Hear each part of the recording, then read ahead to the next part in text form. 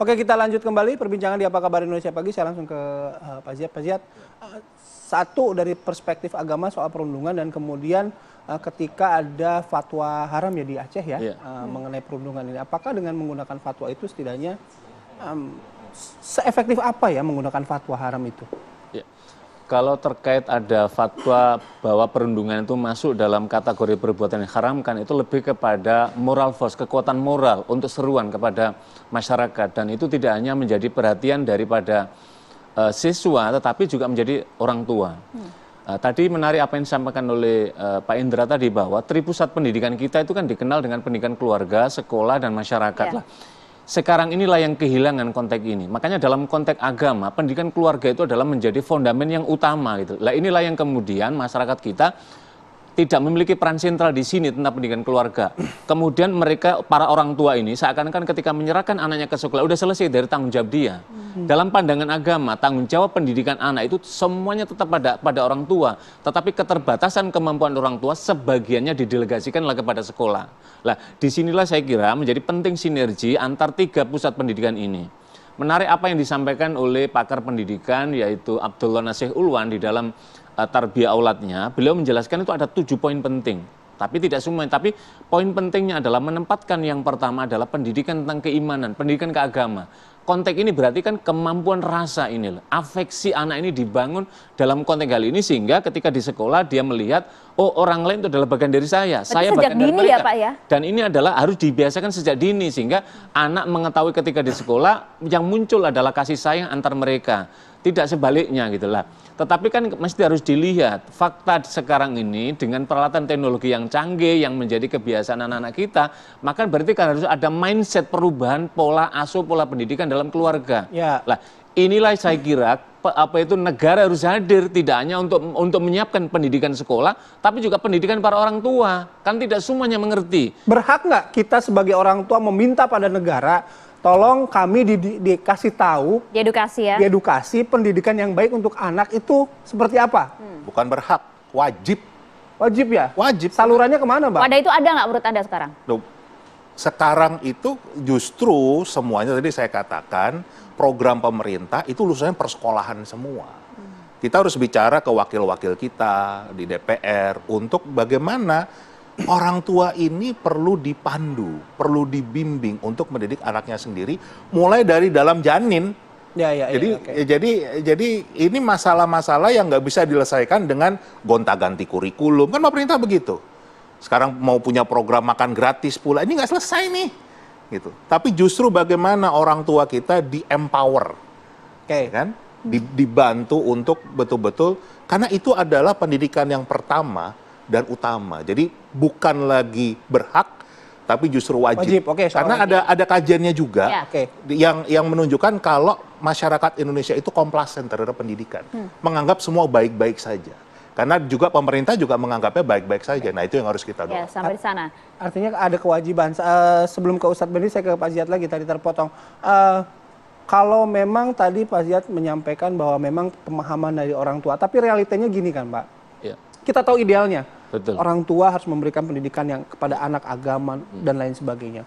Permasalahannya orang tuanya sendiri sudah sibuk. Waktunya nggak ada, Pak. Gitu. Curhat ini saya mau Pak. Ya, ini saya kira menjadi permasalahan nasional, bahkan menginternasional sesungguhnya. Dengan kesibukan orang tua bekerja dan mobilitas yang luar biasa, nyaris tidak ada bagian waktu untuk mendidik anak-anak di rumah. Padahal inilah anak-anak ini dibangun dalam konteks inilah. Pendidikan anak itu kan tidak semata-mata pada knowledge, tetapi pada keteladanan. Orang tua apa yang diteladankan pada anak-anak? Inilah yang saya kira anak-anak kita ini kehilangan teladan pendidikan ini. Iya, makanya kan ada kisah menarik yang menginspirasi kita semua. Bagaimana pada masa Sayyidina Umar bin Khattab itu ada anak yang mengadu.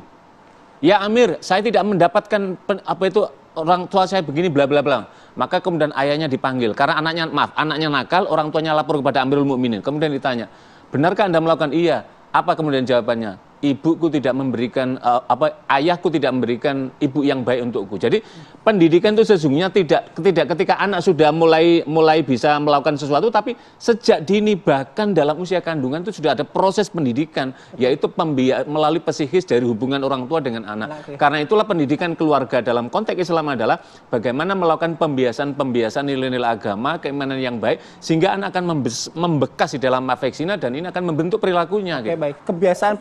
Saya langsung ke Ustadz Bendri.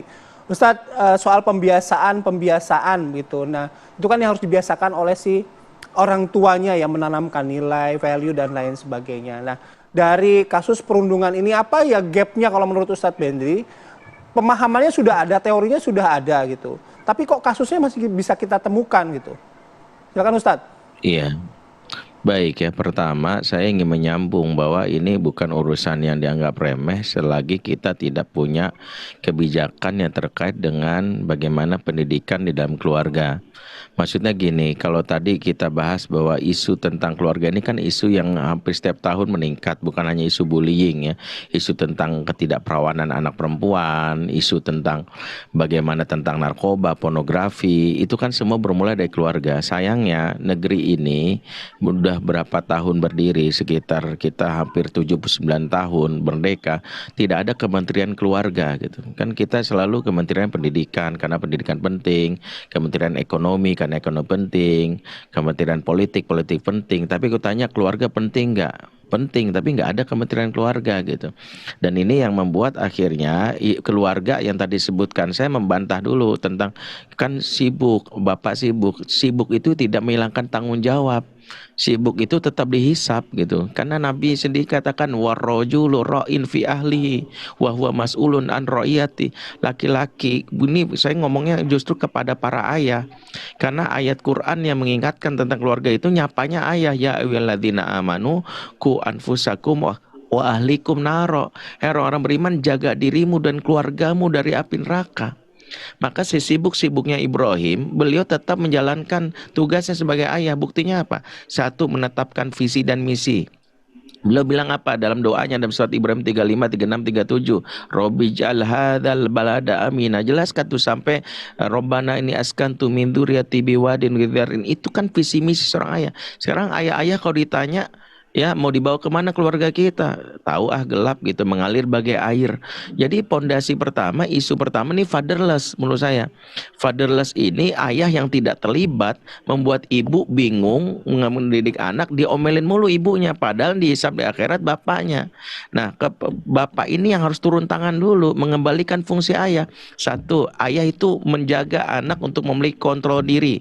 Ayah yang tegas, ayah yang mentransfer nilai-nilai etika di dalam rumah. Etika yang membuat dia tadi bagaimana terhadap orang lain. Ayah yang mencontoh bagaimana. Kalau di rumah ayah sendiri cuek ya terhadap istrinya, bahkan masalah yang terkait dengan ayah melakukan pembulian tanpa sadar, merendahkan anak, justru anak belajar tentang membuli dasarnya dari rumah sendiri. Karena beberapa riset kami, karena saya konselor anak juga, saya melihat bahwa justru pembuli itu berasal dari rumah yang justru membiasakan bully. Bapak yang merendahkan istrinya, alah kamu gitu doang aja, dasar kamu gendut, istri direndahkan. Anak belajar untuk menghina, karena kan dasar perundungan itu kan penghinaan awal mulanya. Akhirnya menjadi terbiasa. Nah inilah yang harus kita lihat. Maka kalau mau melihatnya dari sisi bagaimana mulai pembiasaan itu bermula dari satu, memastikan rumah itu menjadi tempat yang menyenangkan karena anak mendapatkan kebutuhan dasar. Karena anak-anak yang pembuli itu mengalami sindrom yang disebut skin hunger.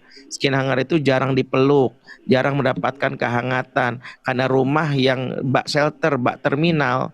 Jarang orang sekedar lewat saja, sekedar menyapa, udah makan belum, PR udah belum, tapi kehangatan ngobrol bareng itu tidak pernah dilakukan. Anak-anak ketika dapat kehangatan di dalam rumah, ngobrol bareng, pelukan yang cukup dari orang tuanya, dari bapak dan ibunya, maka capernya adalah dengan cara membuli orang lain supaya dapat eksistensi. Nah inilah kenapa kalau kita ingin berbicara ini secara khusus, pemerintah harus duduk bareng, mulai bikin kebijakan, ada kementerian keluarga, mulai ayah dilibatkan. Jangan kementeriannya pemberdayaan perempuan, perlindungan anak, perempuan dan anak, bapaknya nggak ngerasa bagian dari keluarga. Oke. Gitu. Gimana Bayu, udah tertampar kanan kiri? Saya mencermati, tapi setidaknya saya menilai sendiri ketika tadi memeluk itu ya alhamdulillah insya Allah ya saya sudah melakukan itu ya, mudah-mudahan berdampak. Tapi kita nanti break Dan dulu nggak ya. sekedar meluk Mas Bayu, nggak sekedar meluk. Seluruh ayah di Meluk, Indonesia gitu ya. Bukan sekedar peluk, pasti dilanjutin. Nggak sekedar meluk, Oke. nggak sekedar meluk. Anak itu yang dibutuhkan itu adalah persepsi ayahnya hadir, presence di dalam jiwa dia. Oke. Sekarang Bayu tanya sudah langgar, kepada saya, anak. saya jadi saksi. Gitu. Baik, Ustadz. Itu Sekali lagi ini artinya bukan tentang kan. ayah Bayu sendiri itu Ustadz ya. Ini tentang ayah seluruh semua Indonesia. ayah. Nanti Kita kita break bahas dulu ya, kita lanjut lagi. Kita break dulu, kita lanjut lagi ya. Oke, saat lagi. Terima kasih Ustadz.